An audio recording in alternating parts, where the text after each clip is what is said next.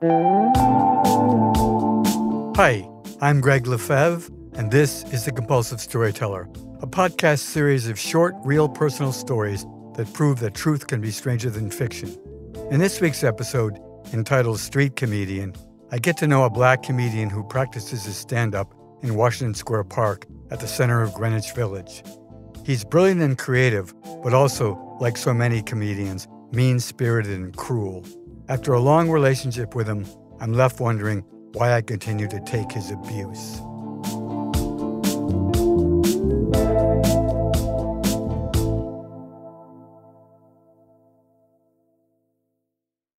Street comedian.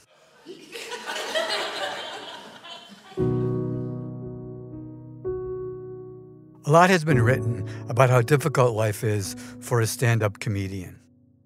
They say a comedian is only as funny as his last joke, and the stress of this pressure can lead to alcoholism, depression, and death. The list of comedians who've overdosed or committed suicide is a long one, starting with some of the greats, Lenny Bruce, John Belushi, Robin Williams, but there are hundreds of others. Now imagine the life of a stand-up comic who works on the streets of New York. He faces all the same obstacles and problems as a comedy club comedian, but he's working on the mean streets of a very tough town. Harassed by the police, buffeted by wind and weather, heckled by all sorts, and even the victim of theft when he passes the hat.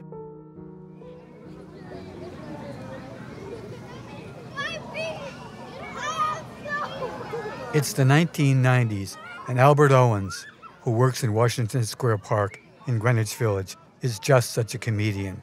He's a Black man in his 60s, scrawny, belligerent, and a truly unique talent. Washington Square Park has a series of broad concrete stairways that span between a circle of large, decorative, carved granite bollards surrounding the central fountain.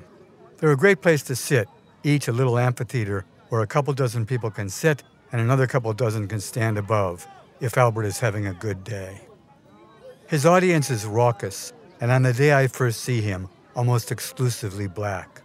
The subject of his humor is more often than not white people, so it is with some trepidation that I sit down to watch my first Albert Owens performance. At present, he is supplying the dialogue for an obese couple who were standing about 50 feet away and seem to be having a disagreement. They can't hear Albert's voiceover, nor can he or his audience hear what they're actually saying. In Albert's voiceover, the woman is saying, "No, we've had more than enough." The man's response, "Come on, just one more dozen? Let's get all glazed with cream filling this time." She hesitates with indecision, then smiles and says, "Okay, let's go back to Dunkin' Donuts." Albert has her saying this just before the instant when they both turn around. His timing is spot on. How could he know exactly when they would reverse course? The crowd howls with laughter, and Albert calls out loudly, "Sayonara, fucking fatzos." Next, Albert addresses a very dark-skinned African man dressed in a brightly colored long shirt printed with tribal designs, who is standing nearby. "Hey man, where you from?" He answers with a smile, "Africa." Albert says, "Duh, I know that, doofus. What country?" He responds, "Senegal." Albert goes on, "Dakar?" And the man's smile widens. Albert continues, "Ah yes, Dakar, the Paris of Africa." The man now beams. Then Albert brings down the hammer. "In your fucking dreams, it's a hellhole." The crowd laughs in part because the man looks so crestfallen and confused. Albert, "Do you speak hoogala boogala?"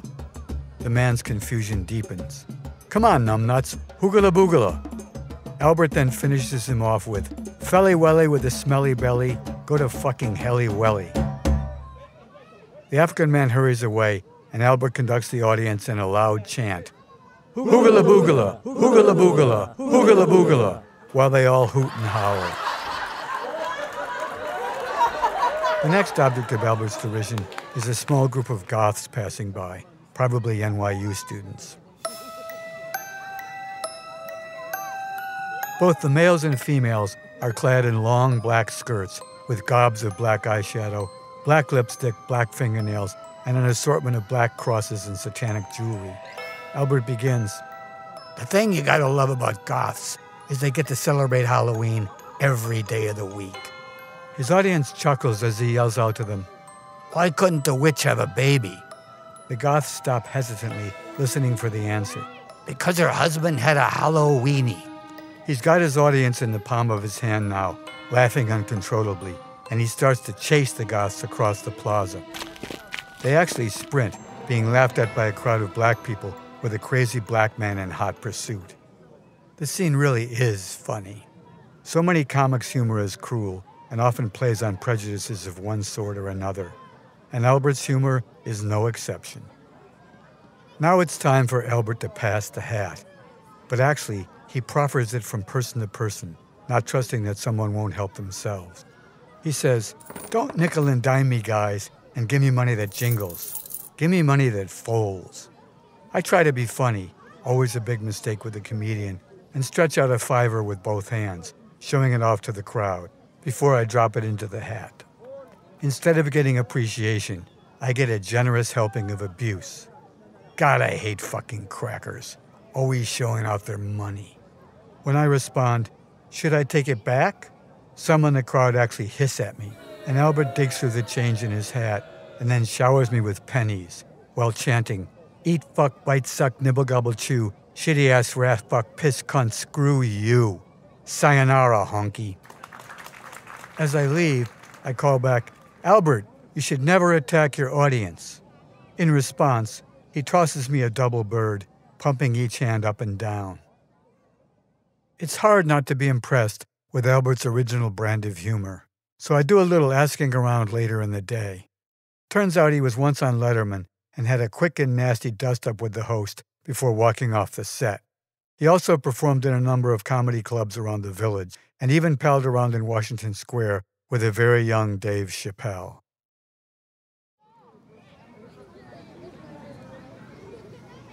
Another time when I pass through Washington Square, I see Albert sprawled out on the steps alone, while two other performers have raised a huge crowd. When I stop by, he complains to me, "How am I going to raise a crowd with those clowns stealing my audience to get cheap laughs out of a bunch of white tourists?" He's referring to Tic and Tac, two African-American twins who've been performing in the square for a couple decades. They're acrobats and jugglers as well, and their brand of humor is mostly uplifting. For the tourists, acrobats are fun. Big city vacations are fun. Albert's act, on the other hand, is small and a finely tuned mirror of New York. Tic and Tac usually draw a huge crowd and drown out most of the other performers, including Albert. Instead of passing the hat, they have 4 or 5 gallon white joint compound buckets that quickly fill up with money, much to Albert's chagrin.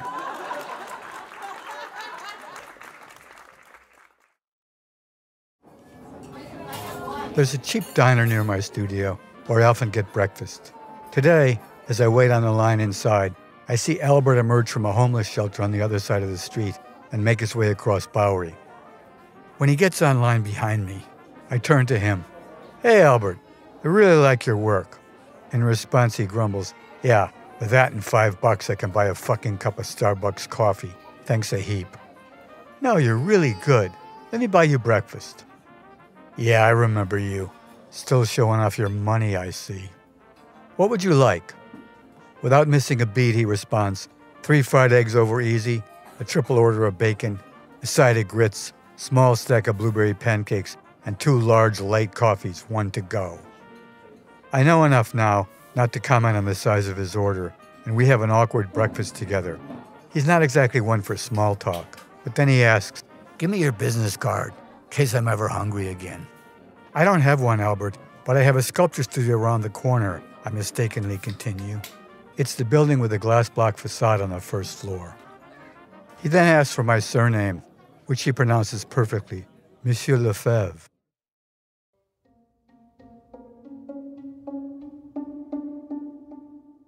That night at 3 a.m., my buzzer rings and rings, and I finally throw myself out of bed to listen to the intercom. "Hey man, it's Albert. I got a CD from one of my gigs. I sell them for $20 a pop, but I'll let you have one for 10. And I really need the money." His plea has Junkian withdrawal written all over it. Come on, Albert, really? You wake me up at fucking 3 o'clock in the morning asking for money? Talk to me during the daytime. I hang up the intercom phone, but he keeps buzzing and buzzing, so finally I have to unplug the receiver. A couple of days later, he hails me from the other side of Bleecker and runs across to invite me to a gig he's having at a place called the Corner Cafe. He seems to have no memory of our 3 a.m. conversation, but I promised to come to the gig anyway.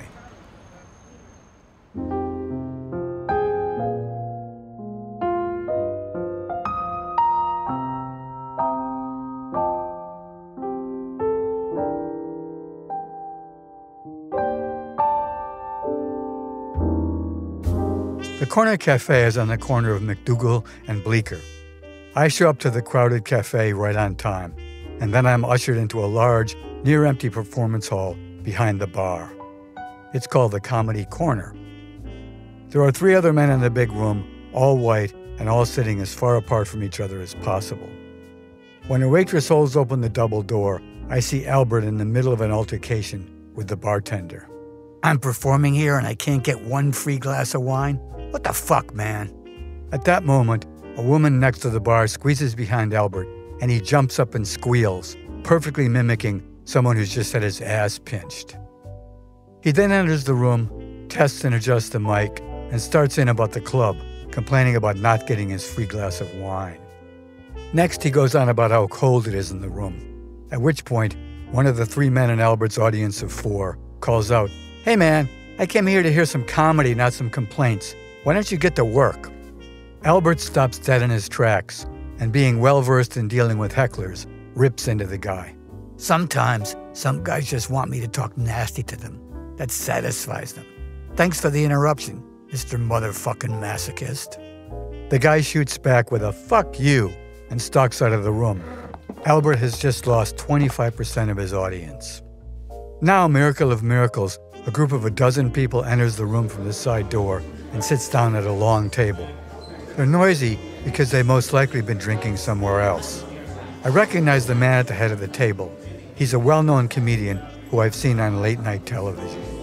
Albert cuts through their noise with, "Hey guys, quiet down, someone's trying to make a living up here." The other comedian starts in as if he's being heckled by Albert.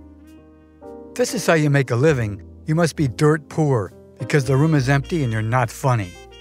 You want a second opinion? You're ugly too." The comedian's table erupts in laughter, and I'm feeling angry on Albert's behalf. But then a little kid at the table, probably the comedian's son, joins in.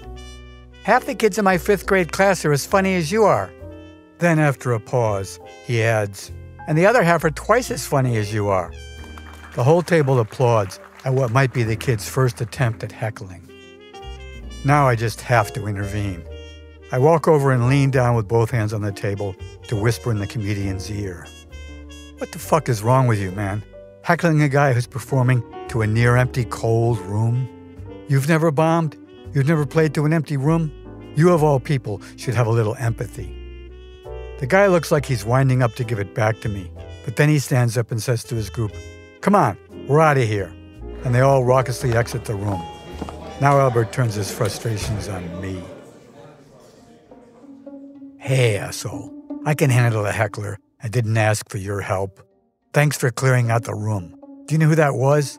That was a real opportunity for me that you single-handedly fucked up." At this point, the last 2 men in the audience hurriedly head for the exit before Albert can turn on them. "Sayonara, assholes," he calls out to them and angrily heads my way. To fend him off, I offer to buy him a drink. "What are you drinking, Albert?" He shuts down his diatribe long enough to order a Chivas Regal triple. I walk over to the barroom door to fetch Albert his triple, giving him a little time to cool off. When I return, he gulps down his drink and walks out the door. That's the last time I saw Albert Owens.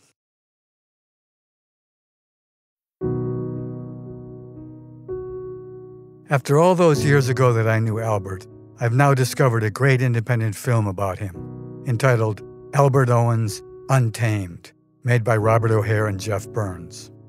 I called O'Hare to find out what happened to Albert. He told me that not long after I knew him, He gave up comedy and moved to Portugal, where he died about a decade ago, clean of drugs, but still a drinker. I'm truly saddened by the news of his death, and it sticks with me. Why do I care about a guy who gave me nothing but abuse? Is it white guilt? Is it my appreciation for a truly unique talent? Or maybe my respect for someone who built something from nothing, not unlike myself? I just don't know. The filmmaker's last words to me were, "I loved him very much, like family." It was good to hear that I'm not alone in my feelings about Albert.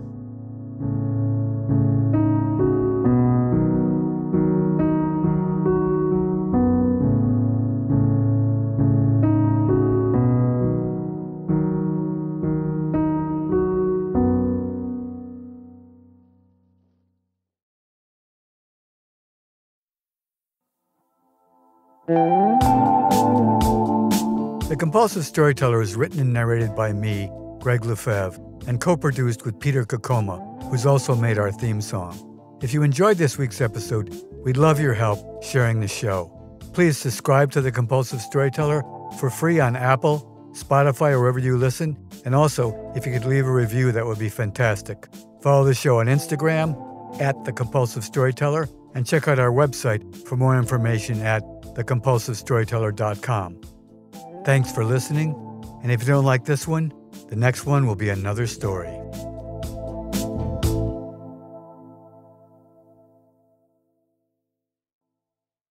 The characters and events portrayed in this podcast are based on my truth, with some names and facts changed for privacy. All conversations and dialogues are based on my best memory, but are not word-for-word recreations.